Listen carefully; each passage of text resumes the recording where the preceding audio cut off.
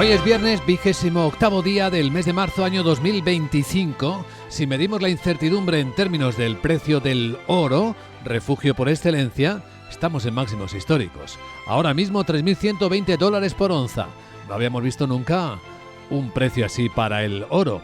Y esto muestra hasta qué punto no avanzan las cosas en la dirección que el mundo quiere. No se halla el camino todavía para encontrar un alto el fuego, una tregua en Ucrania. No tenemos buenas noticias en ninguna dirección sobre Gaza. Los aranceles siguen haciendo daño y en las últimas horas con pérdidas millonarias en términos de capitalización bursátil para empresas automovilísticas, empezando por las propias americanas y siguiendo por las del resto del mundo. Ha caído la bolsa de Tokio hoy otro 2%. Está cayendo en esa proporción la bolsa de Corea del Sur, donde están los fabricantes Kia o Hyundai. En Japón está ahí Toyota, que ha publicado, por cierto, sus ventas que han ido bastante bien en febrero. A ver si todo esto no cambia.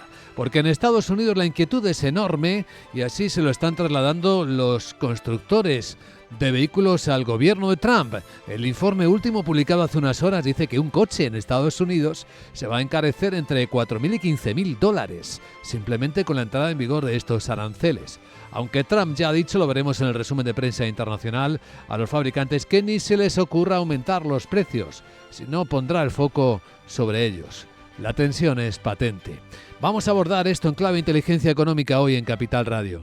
Estará con nosotros en directo a las 8:10, 7:10 en Canarias, el director general de la Asociación Nacional de Fabricantes de Automóviles y Camiones de ANFAC, José López Tafail, miembro de la Asociación de la Patronal Europea de Fabricantes de Automóviles.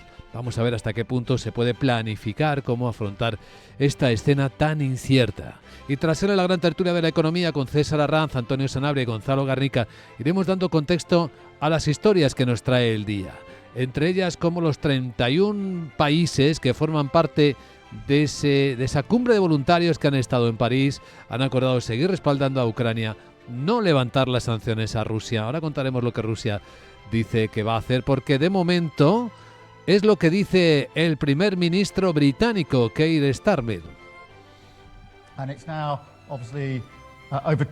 Es que obviamente han pasado más de 2 semanas desde que Ucrania acordó un alto el fuego inmediato de 30 días. Y esa oferta sigue sin respuesta. Ha pasado más de una semana desde que Putin acordó un alto el fuego energético y de infraestructura. Pero desde entonces, Rusia ha seguido atacando la infraestructura energética en ciudades de toda Ucrania. Ha incrementado sus bombardeos. Ha disparado más de 1.000 drones de largo alcance contra el país. Han atacado casas ucranianas, escuelas, hospitales y han causado numerosas víctimas civiles. En la discusión europea está también cómo aumentar el gasto en defensa y hacerlo a mayor velocidad de la que oficialmente se estaba diciendo. Una cosa curiosa ocurrida en las últimas horas es cómo en España se ha visto al presidente del gobierno, Pedro Sánchez, incapaz de presentar algún detalle de cómo espera elevar hasta el 2% del PIB el gasto en defensa en España, donde saldrá ese dinero. Sigue esperando dinero europeo. Sin embargo, Mark Rutte, el secretario general de la OTAN, pues dejó caer que lo iba a hacer antes del verano y se sorprendía de las dificultades que tiene internamente Pedro Sánchez para explicar lo que tiene que hacer. ¿Cómo puede el presidente del gobierno español explicarles a los españoles, después de todo esto, que van a gastar dinero en países que no lo han hecho, que no han tomado las medidas necesarias y que luego llaman a Bruselas diciendo: oigan, tengan un problema, podrían ayudarme? Esto es inexplicable, decía Rutte. Bueno, pues ahí tenemos otro foco de interés en el despertar de este día, en el que los mercados traen, además de las correcciones en estos sectores que citábamos, otros en el lado financiero, futuros americanos que no apuntan al rebote. El futuro del S&P viene plano en 5.744 y en Europa el apunte es más bien en dirección al recorte. 2 décimas viene bajando el futuro del Eurostoxx. Del detalle nos ocuparemos en los próximos minutos en Capital, la Bolsa y la Vida.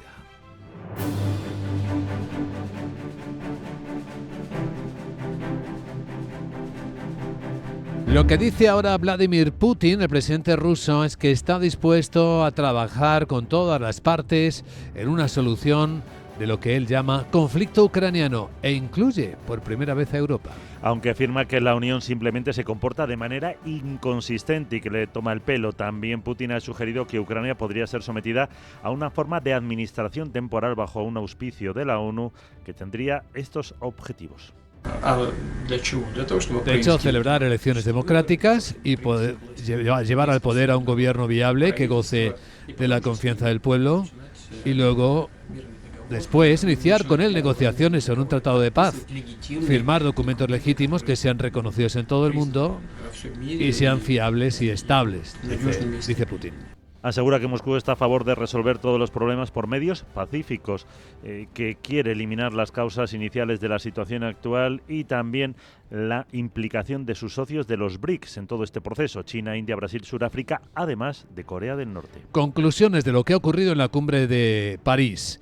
Se ha avanzado en la definición de una posible fuerza militar internacional en suelo ucraniano que proteja una eventual paz o una eventual tregua incluso. La reunión de la llamada Coalición de Voluntarios, auspiciada por Francia y el Reino Unido, con la presencia de 31 países, ha dado un paso más con el anuncio del envío a Ucrania de esa misión militar franco-británica para comenzar a estudiar posibles modalidades de despliegue. Los líderes coinciden en mantener el apoyo militar y político a Ucrania para que esté en la mejor posición negociadora ante Moscú y también mantener las sanciones, como ha dicho el presidente francés Emmanuel Macron.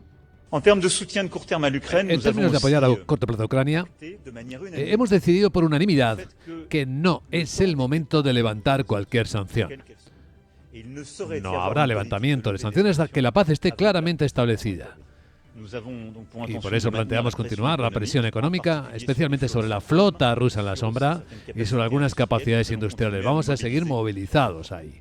Macron reconoce que no hay unanimidad entre los países en respecto a su participación en esa fuerza, pero ha dejado claro que esa unanimidad tampoco es necesaria para que la iniciativa salga adelante. Fuentes diplomáticas británicas indican que el contingente aliado contaría con 20.000 soldados y se limitaría a proteger las infraestructuras energéticas. Estamos en la cuenta atrás para el Día de la Liberación, que dice Donald Trump será el día 2 de abril, en la que entrarán en vigor los nuevos aranceles. Con especial peso, y se está notando en los mercados, en el sector de la automoción, con el arancel extendido del 25% a todos los automóviles importados por Estados Unidos, que va a tener una repercusión inmediata dentro de Estados Unidos. Subirá el precio de los vehículos nominalmente entre $4.000 y $15.000 unidad. Hay varias entidades especializadas en el sector y oscilan que el precio de un automóvil totalmente producido en Estados Unidos aumente $3.000. Los montados en México o Canadá, el doble, 6.000 más. Advierten de que para mediados de abril las tasas causarán graves problemas a todas las plantas de Norteamérica. Fabricarán 20.000 vehículos menos al día. La subida más alta la estima el banco Goldman Sachs, que lo eleva hasta $15.000 para los vehículos importados, y los nacionales tendrán un incremento de 8.000. La más afectada, General Motors, que monta más unidades en México y Canadá, por delante de Ford o de Stellantis. La compañía que menos sufrirá, Tesla. Hay países que ya están reaccionando con contundencia. El que más lo está haciendo es el vecino de norte de Estados Unidos, Canadá. El primer ministro, Mark Carney, dice que va a adoptar represalias comerciales que tendrán un impacto máximo en la economía de Estados Unidos. También revela que Trump contactó con él para mantener una conversación y que le dirá cuando se produzca que el único camino es la cooperación y el respeto mutuo. Sostiene que Estados Unidos ha dejado de ser un socio fiable, por lo que en el futuro Canadá planteará una amplia renegociación de todas sus relaciones con el país vecino para cortar drásticamente su dependencia. Yo rechazo cualquier intento de debilitar al Canadá, para desgastarnos, para quebrarnos, para que Estados Unidos pueda controlarnos. Esto nunca va a suceder. Y nuestra respuesta a estos últimos aranceles es luchar, es proteger y es construir. También de aranceles va a hablar hoy en Pekín el comisario de Comercio, Maroš Šefčovič, que se va a reunir con su homólogo chino, Wang Wentao, para abordar las fricciones comerciales entre la Unión y el gigante asiático. Ayer habló con el viceprimer ministro chino, a quien le trasladó que el país está dispuesto a trabajar con la Unión para fortalecer el diálogo y el intercambio entre ambas partes y, sobre todo, resistir al proteccionismo. Bueno, y del lado de España retomamos el tema de la defensa tras escuchar a Mark Rutte. El gobierno español ha matizado las palabras del secretario general de la OTAN, en las que decía que España va a alcanzar el 2% de gasto en defensa este verano. Fuentes de Moncloa puntualizan que se trabaja por llegar a ese compromiso lo antes posible, pero que aún se está en ello, que cuando haya algo lo trasladarán a la opinión pública. También que Pedro Sánchez le transmitió al secretario general, a Rutte, que España intentará acercarse lo máximo posible al 2% en verano. Rutte, eso sí, añade que los países con baja inversión en defensa, si no reaccionan a sus llamadas, podrían recibirlas de un hombre de Washington, que les exigiría en menos tiempo esos objetivos o incluso mayores. Pues España con los españoles y sobre todo con los millones de turistas que están esperando olvidarse de todo esto que ocurre en el mundo esta Semana Santa. Fíjense la previsión de las agencias de viajes, de su confederación.